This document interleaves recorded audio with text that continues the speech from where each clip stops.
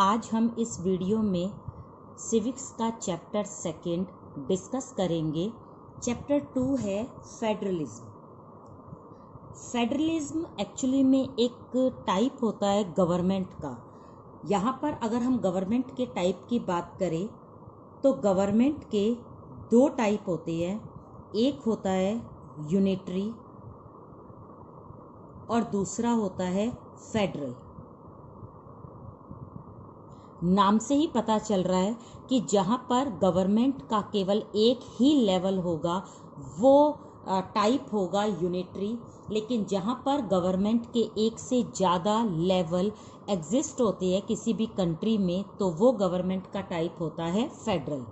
तो जहाँ पर गवर्नमेंट ज़्यादा होगी इट मीन्स उनके लेवल्स ज़्यादा होंगे तो वहाँ पर पावर शेयरिंग भी होगी, लेकिन जहाँ पर गवर्नमेंट का लेवल सिर्फ 1 ही है, एक ही है, तो इसका मतलब है पूरे कंट्री को कंट्रोल कौन सी सरकार कर रही है, सिर्फ एक।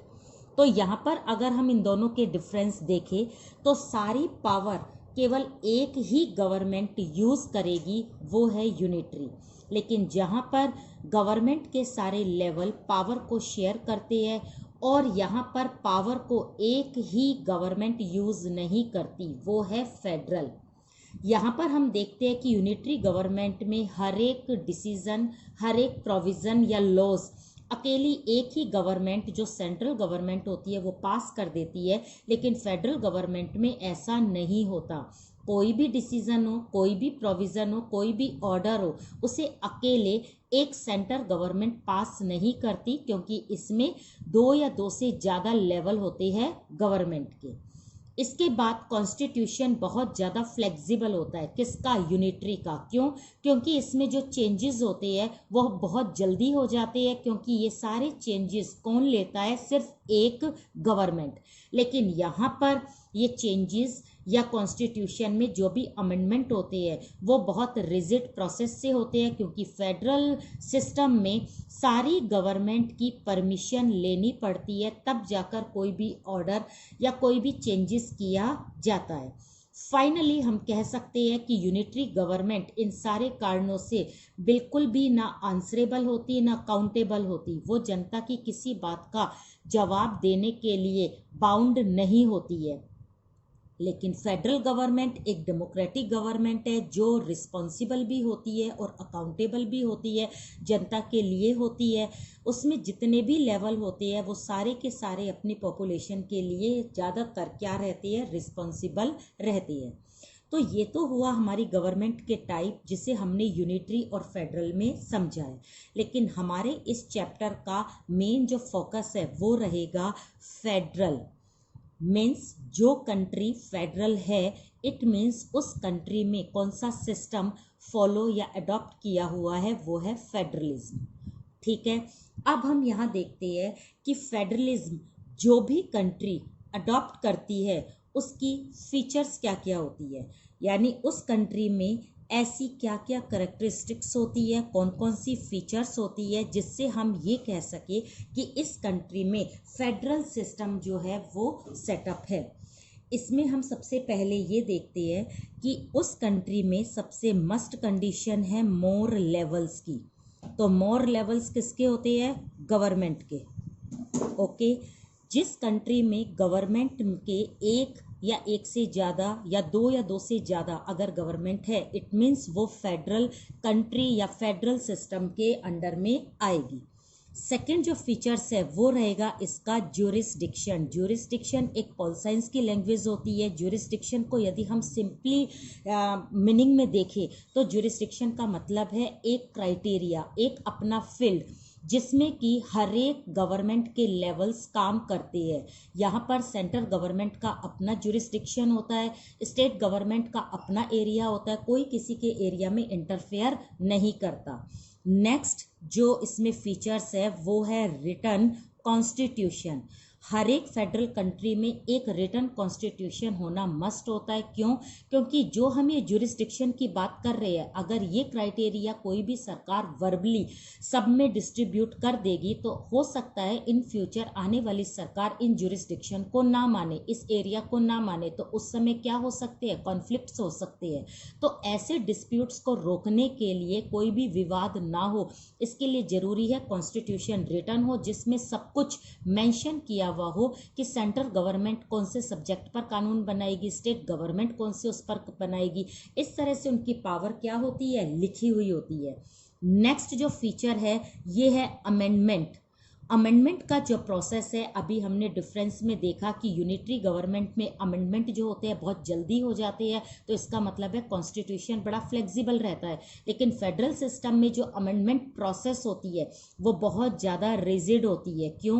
क्योंकि इसके अंदर जो भी अमेंडमेंट होंगे वो अकेली सेंट्रल गवर्नमेंट नहीं कर पाएगी, उसको अमेंडमेंट करने के लिए स्टेट गवर्नमेंट को भी साथ में लेकर चलना पड़ता है। इसलिए जो भी चेंजेस होते हैं वो बहुत मुश्किल से होते हैं और उसकी प्रोसेस बहुत ज़्यादा टफ होती है।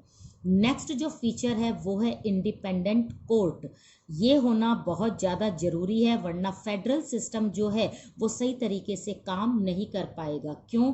क्योंकि अगर कभी भी फेडरल सिस्टम में या फेडरलिज्म में दो या दो से ज़्यादा जो गवर्नमेंट काम करती है उनके बीच में यदि कोई विवाद हो जाए और अगर उनका सॉल्यूशन ना हो पा रहा हो खुद की बातचीत से, खुद की नेगोशिएशन से, तो ये मामला कहाँ जाता है? कोर्ट में। तो यहाँ पर कोर्ट जो है वो बिल्कुल इम्पार्शियल होके इस बात को डिसाइड करे कि हाँ ये मामला क्या है और इसमें मेन कल्प्रिट कौन है, चाहे सेंट्रल गवर्नमेंट है चाहे स्टेट गवर्नमेंट है, उसको पनिश करने का राइट किसका होना चाहिए? इंडिपेंडेंट कोर्ट का। इसलिए फेडरल सिस्टम में सबसे मेजर रोल जो प्ले करता है वो इंडिपेंडेंट कोर्ट करता है। और लास्ट जो फीचर आती है फेडरलिज्म की, ये है source of revenue. Revenue means हम उनका एक पैसा, किसका? सेंटर, स्टेट या लोकल सेल्फ गवर्नमेंट का पैसा, मनी, कैपिटल, टैक्सेस, इसके थ्रू ही हर गवर्नमेंट अपना काम करती है।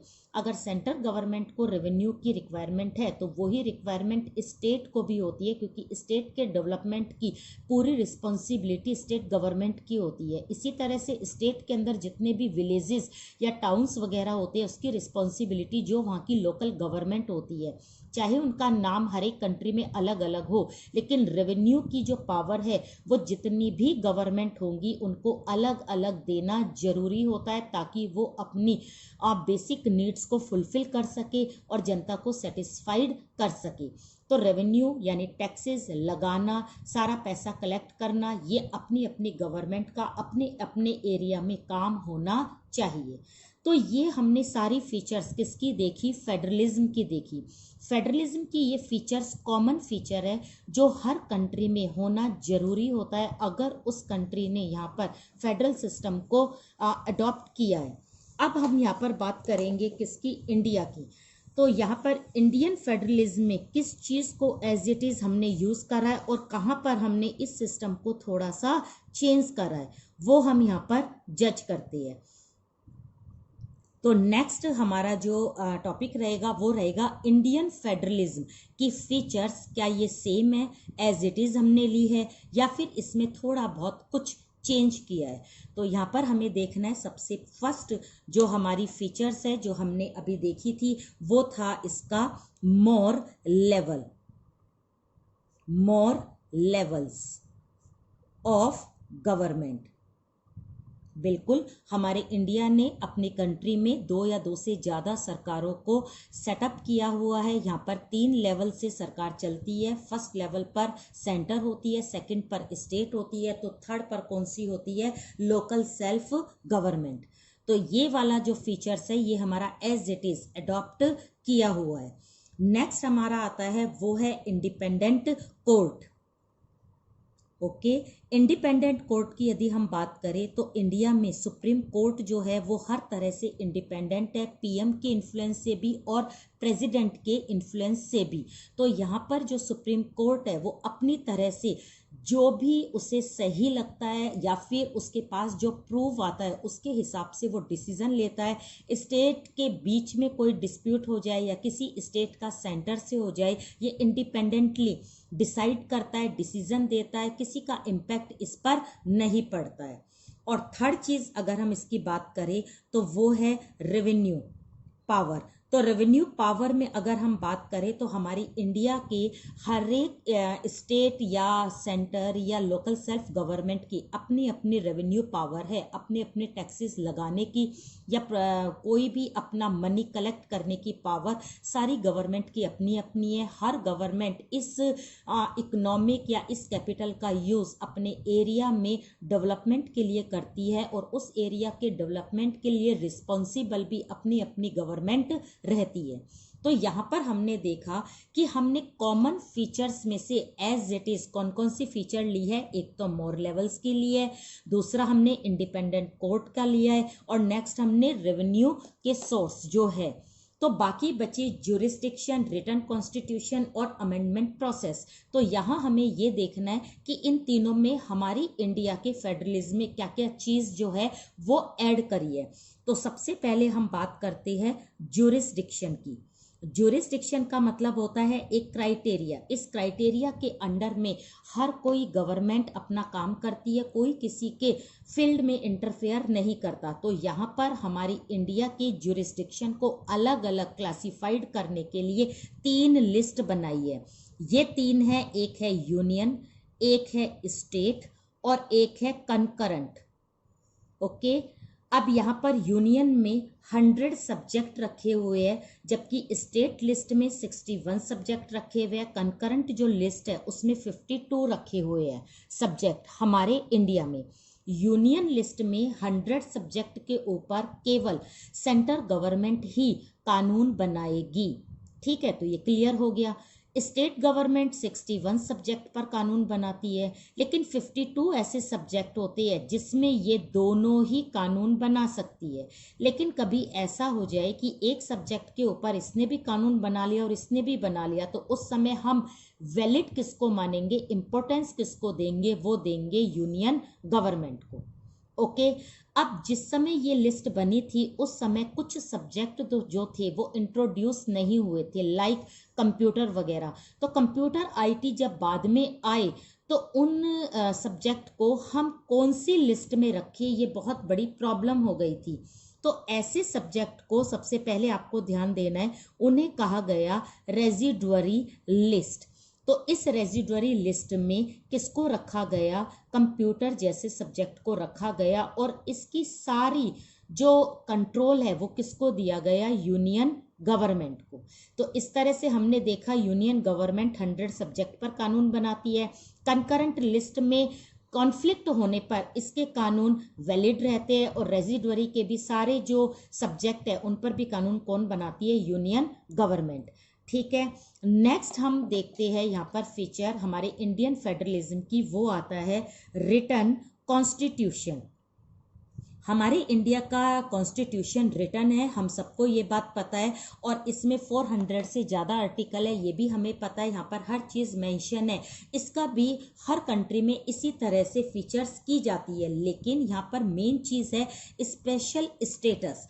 अगर हम यहाँ पर स्पेशल स्टेटस की बात करें कुछ स्टेट्स की, तो सबसे पहले इसमें जम्मू कश्मीर आता था, लेकिन अब जम्मू कश्मीर 370 आर्टिकल के थ्रू हट गया है, तो वो आर्टिकल ही हट गया है, तो हम यहाँ पर उसकी बात नहीं करेंगे। अब हम बात सिर्फ करेंगे यूनियन टेरिटरीज की। जितनी भी यूनियन टेरिटरीज हमारे यहाँ पर है उसका पूरा एडमिनिस्ट्रेशन कौन संभालता है, वो संभालता है हमारी union government, it means president. तो यहाँ पर हमारे यूटी जो है वो कितने हैं, अब 9 है। तो 9 यूटी में कोई भी स्टेट गवर्नमेंट नहीं होती है, सीएम नहीं होता है। डायरेक्टली इन 9 स्टेट को संभालने का काम कौन करता है, यूनियन गवर्नमेंट, एक्सेप्ट यहाँ पर आपको ध्यान रखना है कि 9 में से 2 स्टेट को अगर आप हटा दो तो यहाँ पर 7 स्टेट रह जाएंगे। तो 7 स्टेट को कंट्रोल करता है यूनियन गवर्नमेंट। अब ये 2 गवर्नमेंट को क्यों, 2 यूटी को क्यों नहीं करता, क्योंकि ये 2 यूटी है, एक है दिल्ली और एक है पौंडीचेरी। ओके, अब ये पौंडीचेरी और दिल्ली में अपनी खुद की स्टेट गवर्नमेंट होती है, अपना सीएम होता है, इसलिए यहाँ पर लेजिस्लेटिव असेंबली है, यहाँ पर जो काम चलता है, एडमिनिस्ट्रेशन चलता है, खुद की स्टेट गवर्नमेंट संभालती है, तो इनकी बात अलग है। लेकिन इस 7 यूनियन टेरिटरीज को कौन संभालता है? Union government. ऐसी जो हमारे यहाँ पर सिस्टम है, इसको हमारे कॉन्स्टिट्यूशन में मेंशन किया हुआ है। ये स्पेशल स्टेटस सिर्फ हमारे इंडिया में देखने को मिलता है।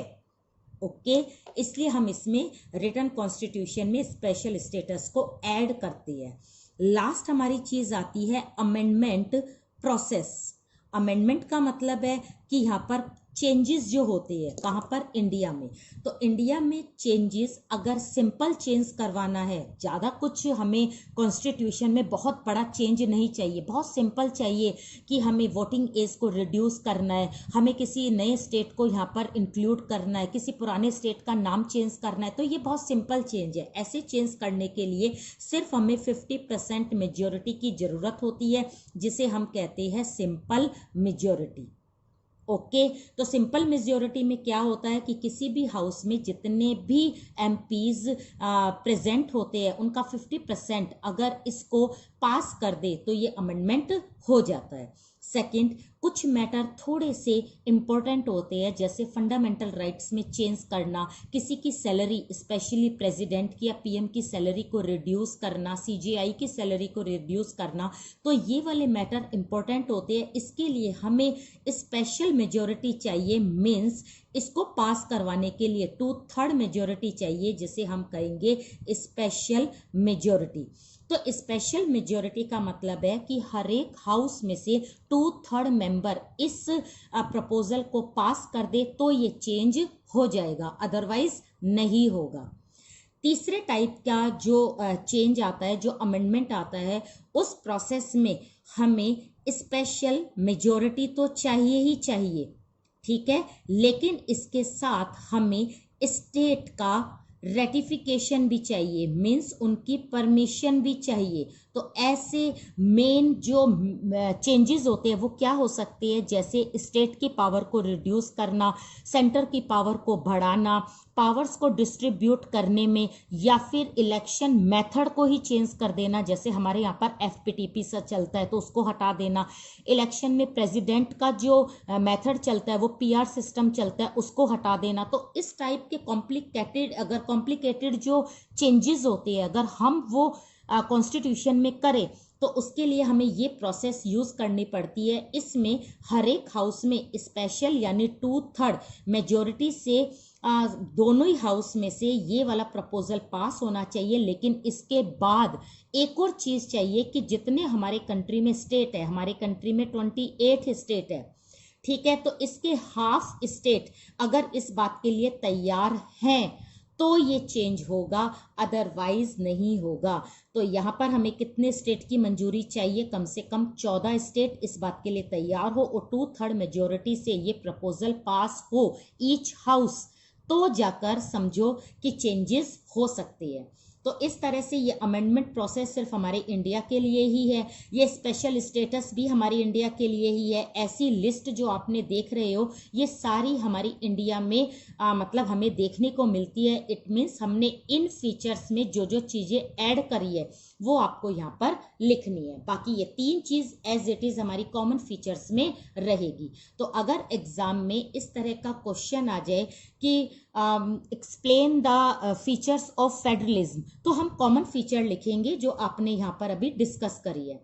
लेकिन अगर एग्जामिनर ये पूछ ले explain the features of Indian federalism, तो आपको ये सारी लिखनी है। लेकिन इन तीनों के साथ आपको क्या चीज ऐड करनी है? जैसे जुरिस्डिक्शन में 3 लिस्ट करनी है, रिटन कॉन्स्टिट्यूशन में स्पेशल स्टेटस करना है, ठीक है, और अमेंडमेंट प्रोसेस में ये 3 प्रोसेस आपको बतानी है कि 50% सिंपल मेजॉरिटी बनती है, 2/3 जो मेजॉरिटी है वो स्पेशल बनती है, और special majority plus state ratification जो है वो कॉम्प्लिकेटेड चेंजेस में ये प्रोसेस यूज किया जाता है। तो इस तरह से आज हमने फेडरलिज्म को बड़ी डीपली देखा है। फेडरलिज्म एक गवर्नमेंट का टाइप है। गवर्नमेंट के दो टाइप होते हैं, यूनिटरी और फेडरल। यूनिटरी एक ही गवर्नमेंट के अंडर में चलती है, लेकिन फेडरल जो है वो दो या दो से ज्यादा गवर्नमेंट के अंडर में चलता है। कौन? देश, कंट्री। तो यहाँ पर हमने फेडरलिज्म की कॉमन फीचर देखी है और यहाँ पर हमने फेडरलिज्म की इंडिया में जो फीचर्स है उनको हमने एक्सप्लेन किया है। यहाँ के सारे नोट्स आपको डिस्क्रिप्शन बॉक्स में मिलेंगे।